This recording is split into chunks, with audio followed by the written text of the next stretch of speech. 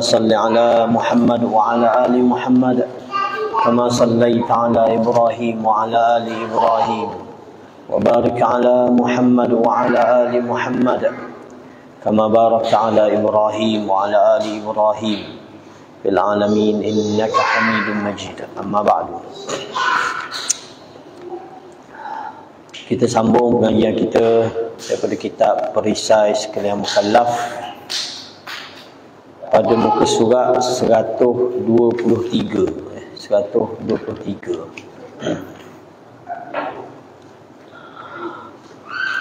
Muka surat 123. Qala al-mu'allif rahimahullahu ta'ala wa nu'minu bil kiramil katibin fa inna allaha qad ja'alahum 'alaina hafizin. Muka surat 123 dah. Wa nu'minu bil kiramil katibin fa inna allaha qad ja'alahum 'alaina hafizin. Dan maksudnya, dan membenarkan kita akan malaikat yang mulia lagi yang menulis, maka bahawasanya Allah Ta'ala telah menjadikan ia akan mereka itu memelihara atas kita. Syarahnya telah berfirman Allah Ta'ala ba'da a'udhu billahi minasyaitanir rajim wa inna alaikum lahafizin kiraman katibin ya'lamuna ma taf'alun. Surah Al-Infitar ayat ke-10. Artinya, dan bahawasanya atas kami beberapa yang memelihara akan segala amal kamu, yakni para malaikat. Malaikat yang mulia mereka itu di sisi Allah Ta'ala, yang menulis mereka itu akan segala pekerjaan kamu, mengetahui mereka itu akan segala barang yang kamu perbuat. Jadi dalam perenggang ini Imam At-Tahawi nak sebut berkenaan dengan keimanan kita kepada para malaikat. Tak, salah satu malaikat yang disebut dalam Al-Quran ialah Al-Kiram Al-Katibi, Al-Kiramil Katibi, iaitu malaikat yang Allah taklifkan ataupun Allah beri tugas untuk mencatat segala amal yang kita lakukan. Tak, sama ada amal baik ataupun amal yang buruk. Dan malaikat ni Allah jadikan setiap orang ada dua malaikat yang menulis amal kita. Tak, satu malaikat duduk di sebelah kanan kita, satu malaikat lagi duduk di sebelah kiri kita. Ini menjadi keimanan kita. Dan malah ada ayat-ayat yang lain ataupun hadis-hadis yang lain menunjukkan bahawa setiap orang, setiap individu ni ada 4 malaikat yang bersama dengan dia. 4 di waktu siang dan 4 di waktu malam. Maknanya kesemuanya ada berapa? Ada 8 malaikat yang duduk dengan kita. Yang pertama yang duduk di sebelah kiri, sebelah kanan dan kiri kita, itu malaikat yang menulis, mencatat segala amal kita. Yang seterusnya duduk di hadapan kita dan duduk di belakang kita. Ini dikenali sebagai malaikat al-hafizin, malaikat yang memelihara kita. Nah, yang memelihara kita berdasarkan perintah Allah Subhanahu wa taala. Jadi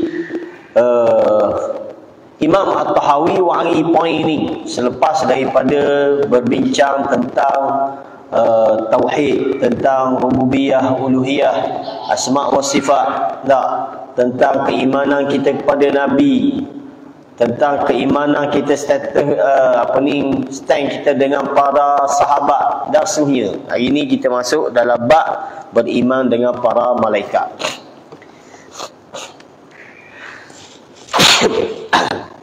Alhamdulillah.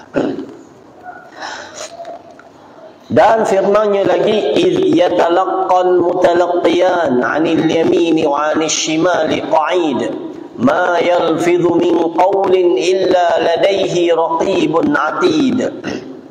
Surah Qaf ayat ke-17. Artinya, sebut olehmu akan ketika menulis oleh 2 malaikat yang menulis akan barang yang mengerjakan oleh manusia akan dia.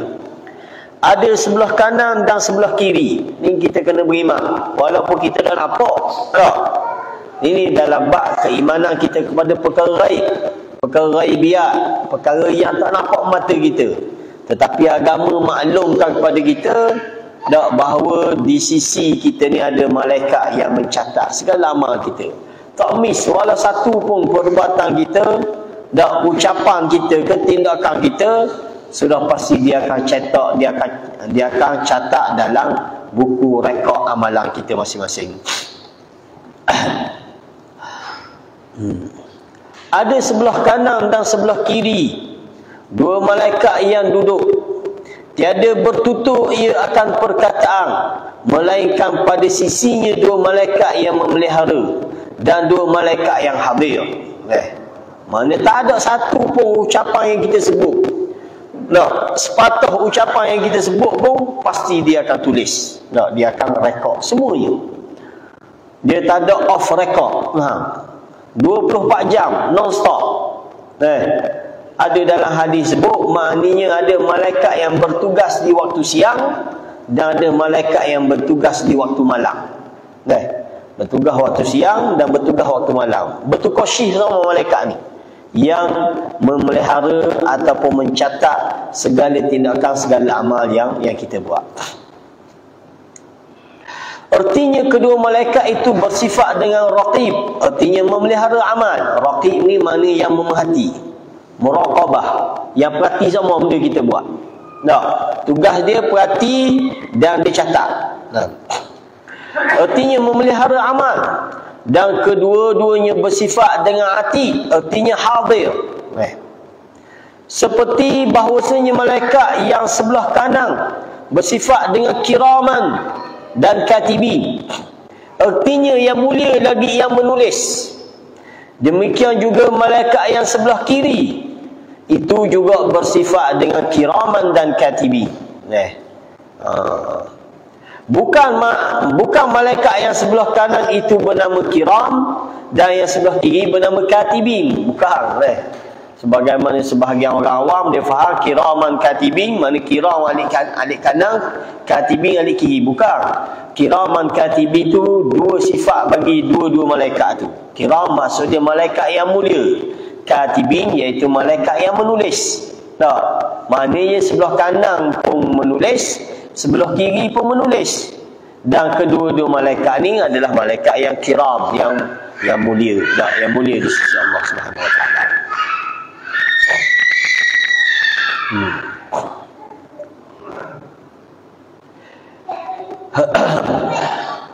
Menulis keduanya akan segala amal hamba. Yang sebelah kanan menulis ia akan segala kebajikan. Dan yang sebelah kiri menulis ia akan segala kejahatan. Itu tugas dua malaikat tadi. Dan malaikat ni banyak. Kita sebagai seorang Muslim, wajib kita kena beriman dengan segala maklumat yang sampai kepada kita, maklumat yang sahih, fakta yang betul berkenaan dengan malaikat ni. Sama ada apa yang Allah sebut dalam Al-Quran ataupun apa yang ada di dalam hadis-hadis Nabi SAW. Itu kewajipan kita. Baik nama-nama dia ke, ataupun sifat dia ke, ataupun pekerjaan dia. Yang siapa maklumat kepada kita, wajib kita beriman. Adapun hak mana-mana cerita-cerita yang tak ada fakta, yang bukan daripada Al-Quran ataupun bukan daripada hadis-hadis Nabi yang sahih, maka waktu kita hold dulu, tinggal dulu. Seperti nama-nama malaikat ataupun mula-mula sekali penciptaan dia. Malaikat dicipta daripada apa? Daripada cahaya. Ini disebut dalam hadis. Para malaikat ni Allah cipta dia daripada cahaya. Maka wajib kita kena beriman bahawa malaikat dicipta daripada cahaya. Lagi benda lagi sifat dia. Sifat dia, malaikat ni tidak akan melakukan maksiat kepada Allah. Malaikat tak akan buat dosa, tak akan buat salah. Maka wajib kita kena beriman bahawa para malaikat tak pernah melakukan kesalahan. Sebab sifat mereka ni la ya'sunallah ma amarahum wa yaf'aluna ma yu'marhum. Para malaikat ni mereka tak pernah melakukan maksiat kepada Allah. Sebab mereka ni adalah tentera-tentera Allah yang patuh, yang taat.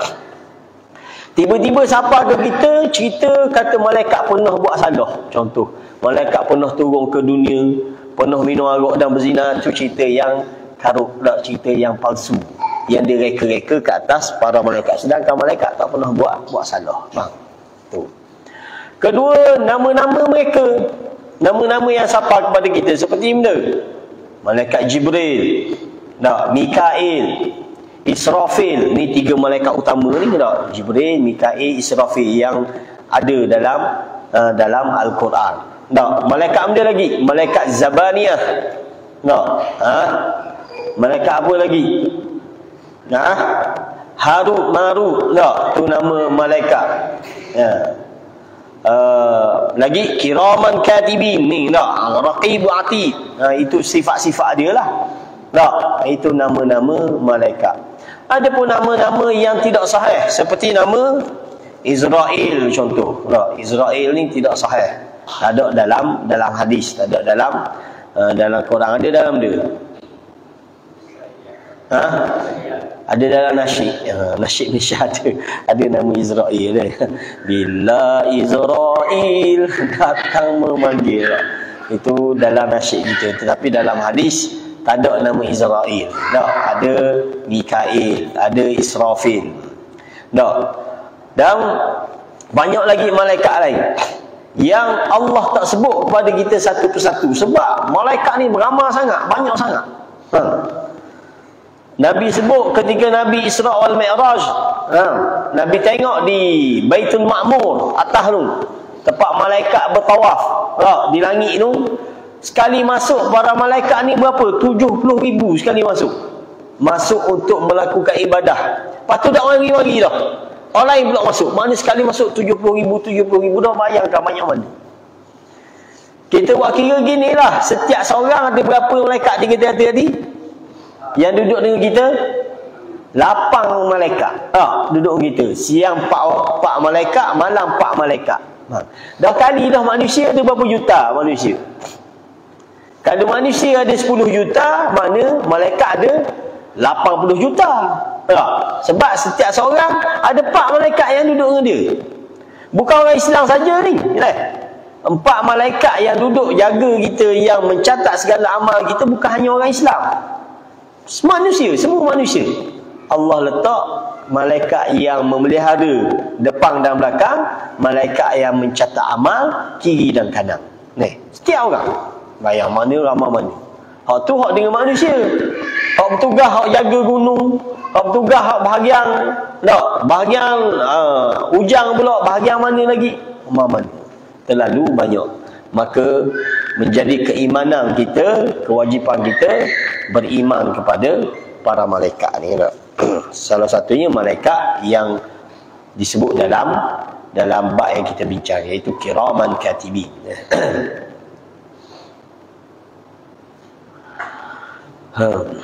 Dan 2 malaikat yang lain memelihara keduanya akan dia dan menjaga keduanya akan dia. Seorang malaikat daripada belakangnya dan seorang malaikat daripada hadapannya. Mana tadi kita kata ada malaikat hafizin yang memelihara.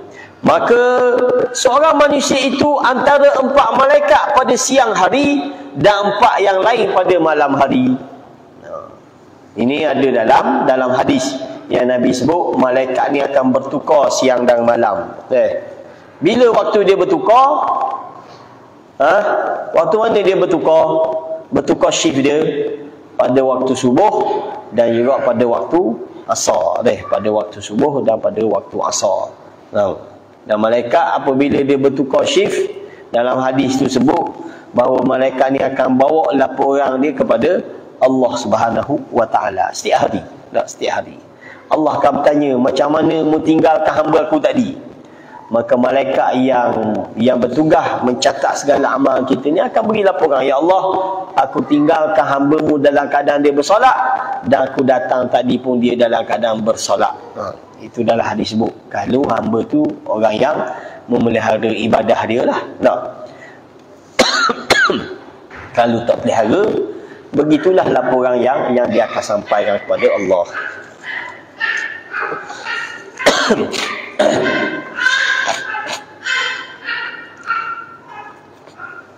Bergile-gile mereka itu, dua yang memelihara dan dua yang menulis.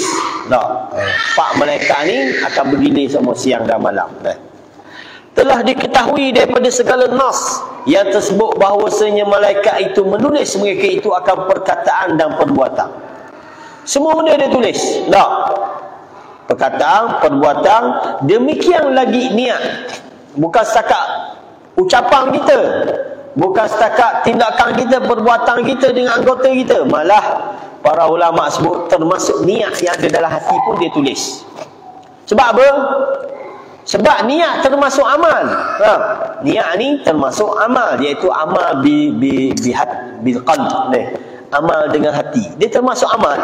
Maka segala apa yang kita niatkan dalam hati perut kita juga dicatat oleh para malaikat ini. Kerana bahawasanya niat itu perbuatan hati, maka masuk ia di dalam umum firman Allah Ta'ala, ya'lamuna ma taf'alun. Mereka mengetahui, Allah beri mereka ni tahu segala apa tindakan yang kita buat. Sebab mereka duduk dengan kita sama. Artinya mengetahui mereka itu akan barang yang mengerjakan oleh kamu akan dia. Dan menunjuk atas yang demikian itu hadis qudsi. Ada hadis qudsi menceritakan tentang setiap apa yang kita tindakan kita ni Allah akan beri ganjaran pahala. Termasuk dosa amal-amal jahat yang kita buat. Yang menceritakan akan dia oleh Al-Imam Al-Bukhari dan juga Imam Muslim.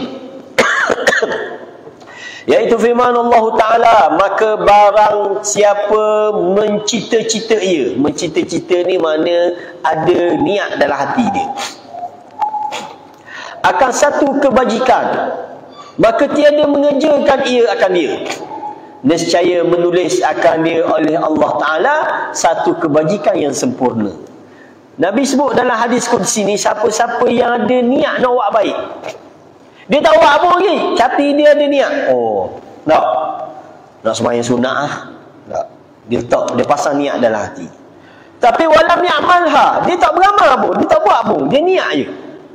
Lalu Allah telah suruh malaikat untuk catat dia dah dapat satu kebaikan, satu pahala dia akan dapat dengan niat dia tadi. Dia akan dapat satu pahala dia dapat. Maka barang siapa mencita-cita ia akan satu kebajikan, maka tiada mengerjakan ia akan dia, nescaya menulis akan dia oleh Allah Ta'ala satu kebajikan yang sempurna. Dia boleh satu pahala dah, sebab dengan niat yang ada dalam hati dia tadi, niat baik yang dia ada. Dan jika mencita-cita ia akan dia, maka mengerjakan ia akan dia. Mana mencita-cita buat baik, niat untuk buat baik, lepas dia niat buat baik, dia buat benda kebaikan. Mengerjakan ia akan dia, nescaya menulis akan dia oleh Allah Ta'ala pada sisinya 10 kebajikan. Tadi kalau dia niat saja, dia niat buat baik tapi dia tak buat pun. Dia niat nak sembahyang sunat, dia niat nak puasa sunat tapi tak buat. Tak buat tu mungkin ada halangan, mungkin ada masyarakat, tak jadi buat. Maka Allah akan tulis untuk dia ni satu pahala. Seorang lagi dia niat buat baik kau, niat sembahyang sunat, niat puasa sunat, niat bersedekah, dan dia buat benda yang dia niat, maka Allah tulis bagi dia kurang-kurangnya 10 pahala dia dapat. Di setiap niat dan juga amal yang dia buat, dia dapat 10 pahala. Hadis ini membuktikan bahawa para malaikat yang bertugas tadi, dia bukan sekadar dia tugas tulis amal kita, ucapan kita, tetapi dia juga tulis niat yang ada dalam hati. Sebab dalil dia hadis qudsi ni, maknanya Allah tak beri pahala. Sebab setiap niat yang kita buat ni, dia juga termasuk amal. Dia juga termasuk amal.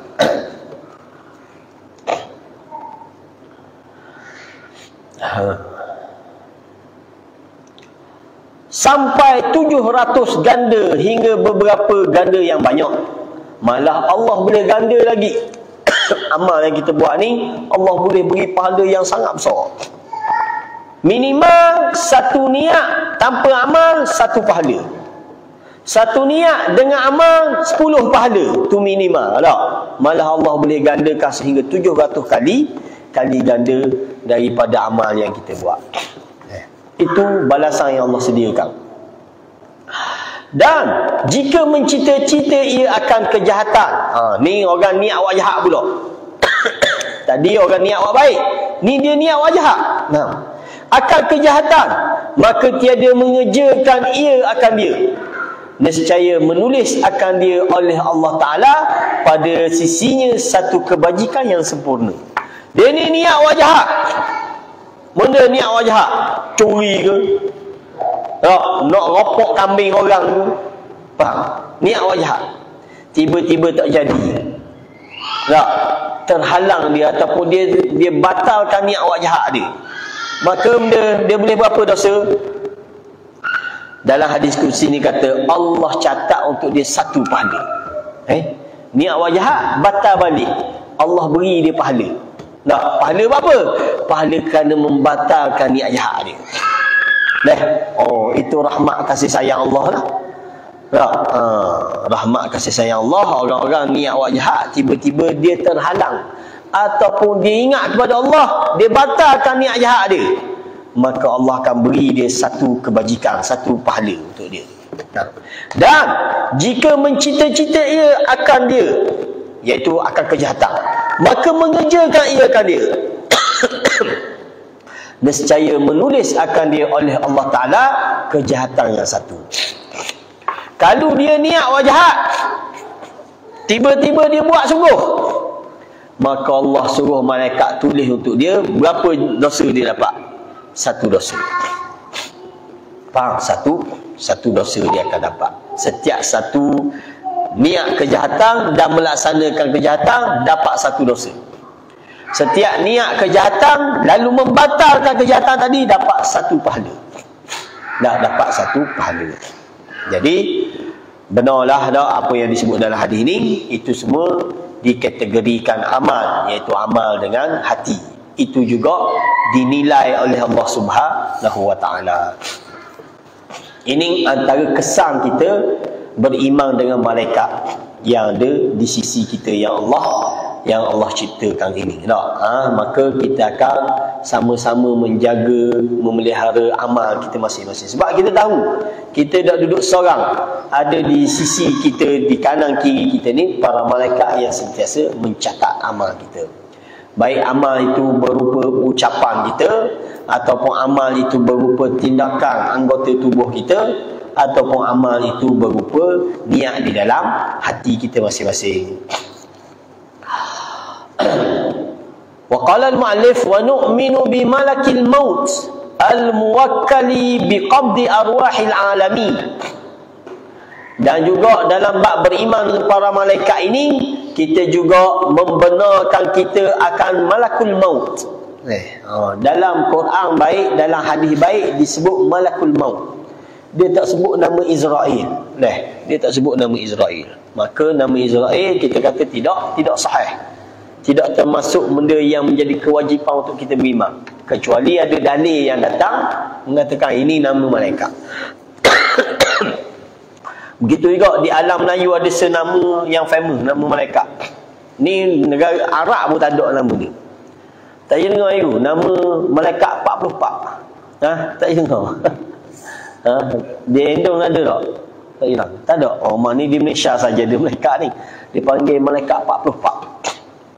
Tak tahulah malaikat ni dia masuk lita ke, dia masuk gelombang, tapi nama dia malaikat 44. Benda malaikat ni biasanya apabila berlaku satu musibah, budak jatuh ke kan, biasa orang tua dia akan cakap mitos selisih lah malaikat 44. Malaikat 44. Hak ni pun tak ada dalil. Hak ni pun tak ada dalil. Kita beriman bahawa malaikat ni banyak, ramai, tetapi ada nama-nama dia yang khusus yang Allah sebut, yang Nabi sebut, maka waktu kita beriman. Sama juga nama Nabi-Nabi deh. Nama Nabi-Nabi pun satu nama yang mesti didatangkan melalui dalil. Sebab Nabi-Nabi ni benda gaib, benda yang berlaku sebelum kita kan. Tak. Jadi orang mari nama ni, itu nama-nama yang mesti dicek bahawa ia adalah nama para anbiya, para rasul. Nampak tak? Itu kaedah kita dalam berimang dengan perkara lain. Dia tak boleh hanya dengar buah orang. Hanya dengar buah orang. Ini orang membincangkan tentang sejarah di Malaysia. Tak? Ada seorang profesor, dia meninggal dah. Dia kata tak boleh kita, sejarah ni dia bukan hanya dengan orang cerita. Tak?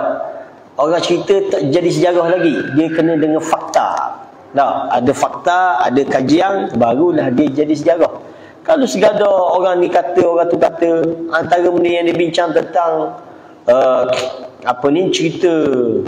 cerita yang famous di Malaysia kita ni, cerita Hantuah. Tak? Laksmana Hantuah. Adakah betul sejarah tu? Kata kalau kita baca nak buku Hantuah. Aja baca.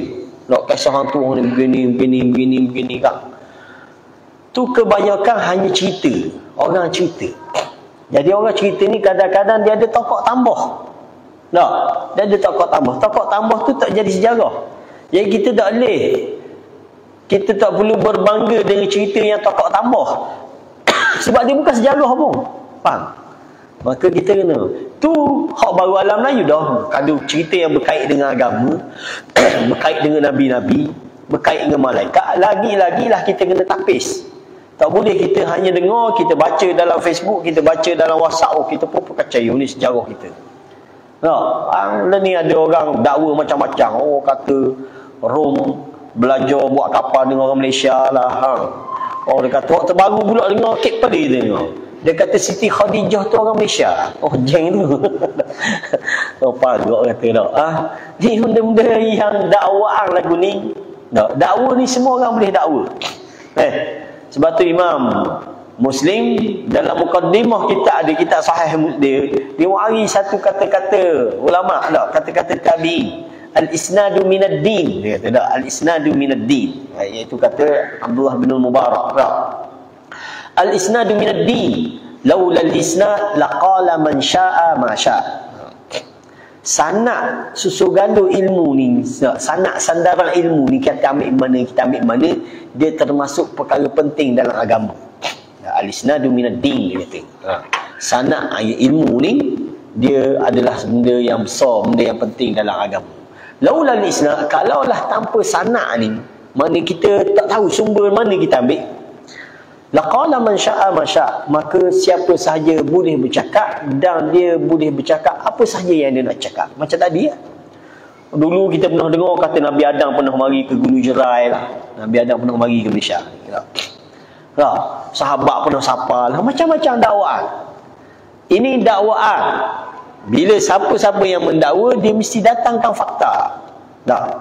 Benda fakta dia sumber yang ada fakta dia, bukan sekadar dakwaan. Sebab dakwaan semua orang boleh dakwa. Di Malaysia kita ni orang dakwa ni logo capal Nabi. Dakwaan. Datangkan bukti. Bila kait dengan Nabi, dia mesti mari bersandar dengan Quran dan Sunnah.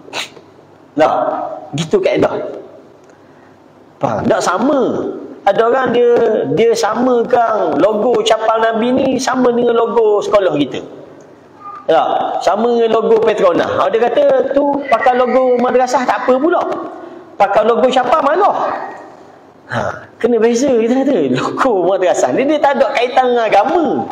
Kita tak kata bila pakai logo madrasah ni, dia ada fadilat tertentu lah, dia ada kelebihan tertentu lah. Tapi bila orang pakai logo capal Nabi ni, selipar Nabi ni, ni sekian-sekian ganjarannya, dapat fadilat gini, malah sampai tahap ada setengah letak hukum tu. Siapa-siapa yang pakai piyah ada capal ni haram masuk tandas. Letak hukum. Jadi bila kait dengan agama, mesti didatangkan bukti. Maka oleh kerana itulah Imam Muslim rahimahullah ta'ala, sebelum dia susung kitab hadis sahih dia ni, dia letak dalam mukaddimah hadis tu dulu ucapan sahabat tabi'in tu dulu. Mana sanad ni penting. mesti didatangkan sumber ilmu kita. Dan hari ni kita selayaknya masyarakat kita ni perlu tahu dari mana asal usul ilmu untuk guru kita ni. Tak, perlu tahu, kita panggil pendidikan untuk guru kita. Kita nak ngaji siapa? Contoh ngaji ustaz. Kena tahu ustaz ambil ilmu mana. Tak, sebab tanpa kita ambil tahu tu, kita dah tahu mari mana tiba-tiba mereka cakap benda tu, cakap benda ni, sebut benda tu, sebut benda ni. Mesti kita tahu sumber ilmu dia dari mana. Tak, siapa guru dia. Sebagaimana ulama dulu lah. Sebagaimana Imam Al-Bukhari, bila dia nak ngaji, dia tahu dulu tok guru dia ni ambil mana ilmu dia ni. Tak, hadis tok guru ni ambil dari sumber mana. Jadi hari ni pun kita kena buat benda yang sama. Tak, supaya kita sumber kita tu tepat betul. Tak, tidak kata mari dengan dakwaan-dakwaan pelik-pelik dan macam-macam lagi. Okey. Jadi wa nu'minu bi malakil maut al-muwakkali bi qabdi arwahil alamin. Dan membenarkan kita akan malakul maut. Ini nama dia yang ada dalam Quran maupun dalam hadis. Malakul maut, malaikat maut kita panggil. Yang diserahkan kepadanya mencabut segala roh sekalian alam. Tugas malakul maut ni tak ada benda lain, tugas dia cabut nyawa sahaja. Tak, segala makhluk yang bernyawa, tugas dia lah untuk mematikan, mencabut nyawa dia. Dengan perintah Allah Subhanahu wa taala. Kerana firman Allah Taala, "Qul yatawaffakum malakul maut alladhi wukila bikum thumma ila rabbikum turja'un." Surah As-Sajdah Allah sebut tak? Artinya, berkata olehmu hai semulia-mulia makhluk bagi mereka itu, iaitu Nabi SAW lah, mematikan akan kamu oleh malakul maut. Allah sebut tak? Qul yatawaffakum malakul maut. Mematikan akan kamu oleh malakul maut yang diwakilkan akan dia dengan kamu. Artinya Allah telah wakilkan tugas cabut nyawa ni malaikat maut ni. Allah dah beri tempoh setiap orang dia, tempoh sekian-sekian, tempoh sekian-sekian, maka malaikat maut lah yang akan mari untuk mencabut nyawa masing-masing. Termasuk nyawa para nabi, para rasul, termasuk nyawa para malaikat sekalipun, termasuk nyawa dia sendiri. Nah, malakul maut ni pun akhir sekali dia kena cabut juga nyawa dia sendiri, faham?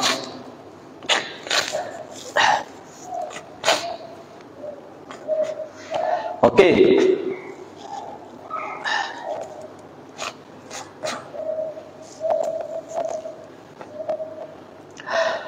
Artinya, dengan mencabut segala roh kamu, kemudian kepada Tuhan kamu jua dikembalikan akan kamu pada hari kiamat. Kemudian daripada dihidupkan kamu, maka membalas ia akan segala amal kamu. Dan firman-Nya, hatta idza jaa ahadakumul maut tawaffathu rusuluna wa hum la yufarritun. Surah Al-An'am. Artinya, hingga apabila sampai ajal seseorang kamu dan datang akan dia oleh sebab mati, nescaya mematikan dia oleh segala pesuruh kami, dan mereka itu tiada mentakhirkan, iaitu mengakhirkan sekalipun sekelip mata. Mana apabila siapa je tempoh kematian kita, malaikat ni akan mari bertugas. Tak akan terlewat walau sedetik, tak akan terawal walau sedetik daripada tempoh ajal yang telah Allah tetapkan. Tiada berlawan antara dua ayat ini. Tuan pengarang iaitu Syekh Abdul Qadir Mandili kata, dua ayat ini tidak berlawanan. Kerana dikehendaki dengan malakul maut pada ayat yang pertama itu ialah yang mencabut dan mengeluarkan roh itu. Kemudian mengambil akan roh itu daripada oleh malaikat rahmat atau malaikat azab. Dan mereka itu yang dikehendaki dengan rusuluna pada ayat yang kedua. Selepas pada malakul maut cabut nyawa, ada dua malaikat pula yang Allah tugaskan. Pertama, malaikat azab. Tak, kedua, malaikat rahmat. Malaikat azab, malaikat rahmat ni dia yang akan bawa roh yang dicabut tadi. Tak, akan dipersembahkan kepada Allah. Kalau roh tu roh yang baik, maka malaikat rahmat lah yang akan ambil. Kalau roh tu roh yang jahat, roh yang munafik, roh yang syirik, maka malaikat azab lah yang akan ambil. Kita raja dengar hadis kisah tentang orang yang bunuh 99 nyawa orang. Tak? Dalam hadis Riyadhus Salihin ada Imam Nawawi wari kisah ni dalam kitab At-Taubah. Tak? Iaitu kisah seorang lelaki yang dia pernah buat jahat, pernah buat dosa, bunuh 99 nyawa dia bunuh. Jahat tak? Tiba-tiba dia ada hasrat untuk bertaubat. Lalu dia pun tanyalah orang ramai, "Guna kau aku nak taubat, tak boleh buat dosa bunuh orang ni. Tak, aku nak beriman kepada Allah, nak kembali kepada Allah." Lalu orang pun tunjuklah dia kepada seorang abid. Bukan seorang ulama, seorang tok lebah kita panggil. Ahli ibadat. Dia pergi temu dengan ahli ibadat ni, "Wahai ahli ibadat, aku ni ada niat nak bertaubat. Aku pernah bunuh orang 99 nyawa." Lalu ahli ibadat ni dia jawab dengan tanpa ilmu. Tak? Dia jawab tanpa ilmu, hanya dengan emosi dia. Kerana dia ahli ibadat, dia orang baik. Dia kata, "Tuhan mana lagi nak terima dosa taubatmu ni? Mu jahat sangat." Maka dia kata orang ni tak boleh taubat dah. Marahlah si hamba Allah ni, maka dia pun bunuhlah Tok Abid tadi. Faham? Itu kita panggil moral ceritanya, jangan kita mandar dalam beragama. Nah, kalau kita tak tahu, jawab tak tahu. Jangan kita nak jawab segala benda. Orang tanya tak 1001 soalan, tak 1500 kita jawab soalan tak. Jangan, bukan semua benda kita tahu tak. Jawab segala sekadar ilmu yang kita ada sahaja. Maka orang ni dia kata, "Tak ada, mu tak boleh nak taubat dah, Tuhan mana nak terima, mu jahat sangat." Maka orang ni pun bunuh diri tak. Cukuplah 100 orang dia bunuh. Dan dia ada niat lagi untuk bertaubat. Dia tanya lagi orang ramai, "Siapa kau boleh tunjuk aku untuk bertaubat?" Orang pun tunjuklah dia kepada seorang alim. Ini beza abid dengan alim. Dah. Abid bukan abid kita tu. Abid dah lagi. Dah. Abid ni tok lebah, ahli ibadat. Dia tak alim pun, dia tak ngaji. Cuma dia tok lebah, dia je berakhir semayang sunat, puasa sunat, pakai serban sama tu kita panggil tok lebah. Tok lebah kita dah ditanya soalan agama. Sebab dia tak tahu, dia tak belajar. Faham? Nak tanya soalan agama, soalan fiqh, kena cari tok alim, orang alim. Orang alim ni lagu mana? Dia ada ilmu, dia ngaji. Tak, dia ada kitab. Itu orang alim. Maka kita tanyalah orang alim ni, "Boleh tak aku nak bertaubat? Aku dah bunuh 100 orang dah ni aku bunuh." Maka orang alim ni jawab dengan ilmu. Tengok, benda dia jawab, dia kata, "Siapa yang boleh menghalangmu daripada taubat?" Allah sentiasa membuka pintu taubat dia. Lalu bukan setakat itu jawapan, malah dia ajar bagaimana cara bertaubat. Mau nak taubat, tinggalkan kampung ni. Sebab kampung ni orang jahat belaka. Pergi kampung sebelah tu. Dia ajar. Pergi cari orang baik-baik, orang soleh. Kawan dengan orang soleh. Baru boleh bertaubat. Maka orang ni pun, dia pun tidaklah. Keluarlah pada kampung tu, nak pergi kampung sebelah. Takdir Allah, sampai tengah jalan dia cabut sampai ajal dia mati sampai tengah jalan. Ni kisah malaikat rahmat, malaikat azab ni. Malaikat mau cabut nyawa dia sampai tengah jalan, lalu malaikat azab, malaikat rahmat balah nak ambil nak ambil roh dia ni. Siapa yang layak? Malaikat rahmat kata, dia lah. Sebab dia ni dah bertaubat kepada Allah. Dia dah tinggal dah kejahatan dia, walaupun dia bunuh 100 nyawa. Malaikat azab kata, "Dak, dia tak pernah buat baik lagi. Dia baru niat saja je. Tak? Dia baru berhasrat untuk bertaubat, dia tak pernah buat baik lagi." Maka malaikat azab kata, "Aku yang lebih layak ambil dia." Sehingga akhirnya hadis Nabi cerita dalam hadis tu, maka ada datang seorang malaikat yang berupa manusia, jadi tok hakim antara dia, suruh hukum. Mana tepat yang dekat dengan dia, maka itulah kelayakannya. Tak? Kalau dia masih dekat dengan negeri yang jahat ni, maka malaikat azab lah yang patut ambil roh dia. Kalau dia dah menghampiri negeri yang baik, negeri yang soleh, maka malaikat rahmat lah yang ambil roh dia. Faham? maka bila diukur dia dah dekat dengan negeri orang soleh, lalu diambillah roh dia oleh malaikat rahmat. Itu penting kita kawan dengan orang baik, orang soleh. Tak, dia memberi manfaat untuk kita dunia dan juga akhirat. Faham? Cari dalam hidup kita ni, terutama kita remaja. Remaja ni siapa yang banyak akan mempengaruhi kita? Mak ayah kita ke siapa? Kawan kita, betul tak? Kawan kita yang sangat banyak mempengaruhi kita. Oleh kerana itu kita cari kawan yang baik, yang boleh mempengaruhi hidup kita jadi lebih baik. Tak?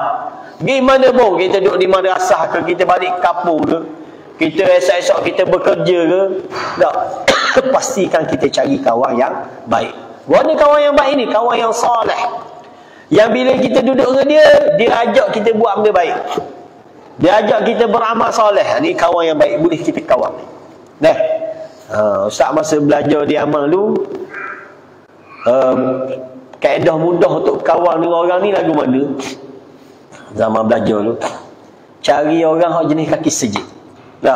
Jenis dia memang duduk sah depan sama time semayang, ni kita boleh buat kawan. Faham? Sah orang yang jaga semayang sudah pasti dia baik. Bukan duduk asrama, mana duduk rumah sewa kan. Jadi kita boleh tengok mana jenis memang semayang di sejik sama. Subuh ada di sah tama, zuhur ada sah tama, orang ni boleh buat kawan. Bang, itu kaedah mudah. Kaedah sebab kita dah tahu dah benda dah ada dalam hati perut orang dah. Tapi kita boleh tengok penampilan dan juga akhlak, perangai dia, ucapan dia. Maka tu kaedah kita nak cari kawan yang baik.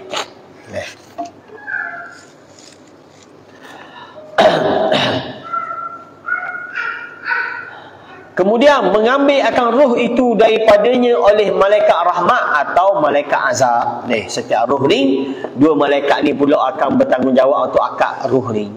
Kalau roh yang baik, malaikat rahmat lah yang akan naik ke illiyin, dia punya roh. Kalau kalau roh yang jahat, maka malaikat azab yang akan ambil dan akan dihumbangkan ke sijjin, tempat yang paling rendah sekali. Faham?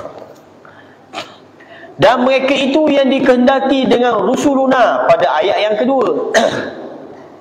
Dan segala yang tersebut itu dengan qada dan qadar dan izin Allah Ta'ala dan perintahnya. Dan mereka ini bertugas dengan perintah, dengan kehendak Allah Subhanahu Wa Ta'ala. Maka kerana itu dikatakan Allah Ta'ala yang mematikan pada ayat Allahu yatawaffal anfusa hina mautiha. Dalam ayat ni kata Allah lah, artinya Allah Ta'ala mencabut akan segala roh daripada segala badan pada ketika matinya. Wallahu a'lam. Mana benda maksud ni? Maknanya Allah lah yang perintahkan suruh cabut. Yang mencabut nyawa, yang Allah beri tugas adalah para malaikat malakul maut. Okey. Habis kita dalam bab malaikat. Dua malaikat, iaitu malaikat penulis mencatat amal dan juga malakul maut. Lepas ni kita masuk malaikat yang ditugas dalam kubur pula, iaitu munkar wa nakir. Wallahu alam. Ada soalan ke? Sila kalau ada soalan. Masuk lagi waktu kita. Masuk dah. Dah kain hidung kan.